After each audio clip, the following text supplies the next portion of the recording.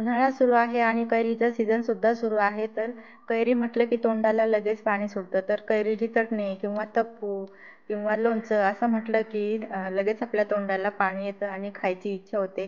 तर त्यापैकीच आपण आज तक्कू बनवूया. नमस्कार, कुकिंग चॅनल डेस्टिनेशनमध्ये तुम्हा सर्वांचं मनापासून स्वागत आहे. चला आपण त्याची तयारी काय केलेली आहे ते सर्वात आधी बघूया. तर त्यासाठी मी इथे घेतलेले आहे एक तोतापुरी कैरी घेतलेली आहे. जर आपल्याला तोतापुरी आवडत नसेल तर आपण गावरान कैरी सुद्धा घेऊ शकतो. ही थोडीशी कमी आंबट असते, तर मी ही स्वच्छ धुवून घेतलेली आहे. आणि फोडणीसाठी आपण घेतलेलं आहे लाल तिखट आणि नॉर्मल तिखट घेतलेलं आहे, म्हणजे कलरवालं पण. एक चमचा हळद घेतलेला आहे, अर्धा चमचा हिंग, जिरे मोहरी अर्धा चमचा, गूळ घेतलेला आहे 2 चमचा आणि सेंधव मीठ घेतलेलं आहे. सर्वात आधी कैरीची साल काढून घेऊया. जर कैरीची साल खायला तर आपण तशी ठेवू शकतो. तसं आपण बाळकैरीचं लोणचं करतो तर त्याच्यामध्ये आपण साल काढत नाही, तर साल ठेवली तरी चालते. पण मी इथे साल काढून घेणार आहे. सर्व छान अशी स्वच्छ आपण साल काढून घेऊ आणि कैरी स्वच्छ करू. तर हे बघा, मी अशा प्रकारे सर्व कैरीची साल काढून घेतलेली आहे.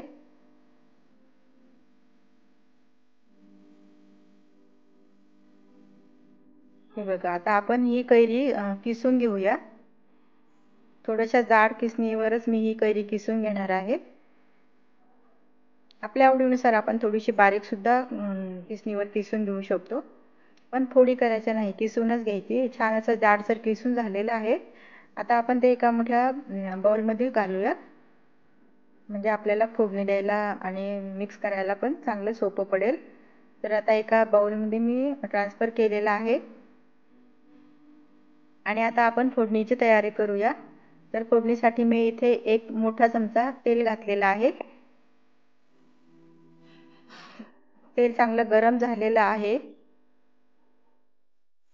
आणि गॅस बंद करून दिलेला आहे आणि सर्वात आधी घातलेले आहे मोहरी. मोहरी चांगली तडतडल्यानंतरच आपल्याला जिरे घालायचे आहे. आता जिरे घातलेले आहे.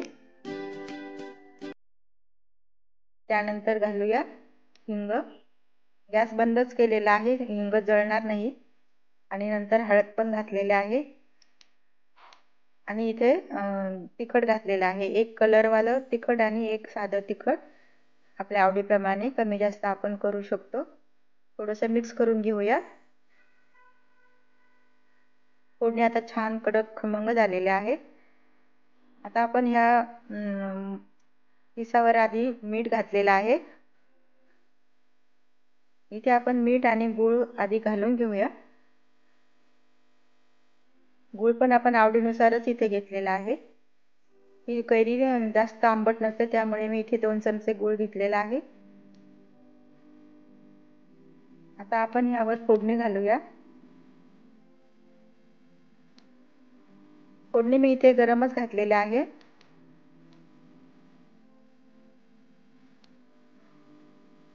फोडणी अगदी छान खमंग झालेली आहे, त्यामुळे मस्त असा सुगंध येतो आहे. आता आपण हे छान असं मिक्स करूया. आपल्याला हे पूर्ण गूळ विरघळेपर्यंत मिक्स करायचं आहे, म्हणजे छान असा हा तक्कू ज्युसी होईल. आणि आपण मीठ पण याच्यामध्ये सेंधव मीठ घातलेलं आहे. जर नसेल आपल्याकडे तर आपण साधं रोजचं मीठ सुद्धा ह्यामध्ये घालू शकतो. गूळ आता छान मिक्स झालेला आहे आणि आपण 10 मिनिटांसाठी तसंच ठेवायचं आहे, म्हणजे पूर्ण गूळ मिक्स होईपर्यंत आपण तसं ठेवून देऊया. नंतर खायला तो रेडी होतो. आता 10 मिनिटं होऊन गेलेले आहे. गूळ पण सगळं आता छान असा मिक्स झालेला आहे. तक्कू छान ज्युशी झालेला आहे, तुम्ही बघू शकता. आणि हा एकदम झटपट तक्कू आपला खाण्यासाठी रेडी झालेला आहे. उन्हाळ्याच्या दिवसामध्ये आपण दुपारच्या जेवणाला पिठलं भाकरी केली किंवा आमटी भाकरी केली आणि त्याबरोबर असा तक्कू केला तर जेवणाचा बेत अगदी मस्त होतो. मुलांना तर आंबट पदार्थ फारच आवडतात, त्यामुळे मुलांनाही हा पदार्थ नक्की आवडेल.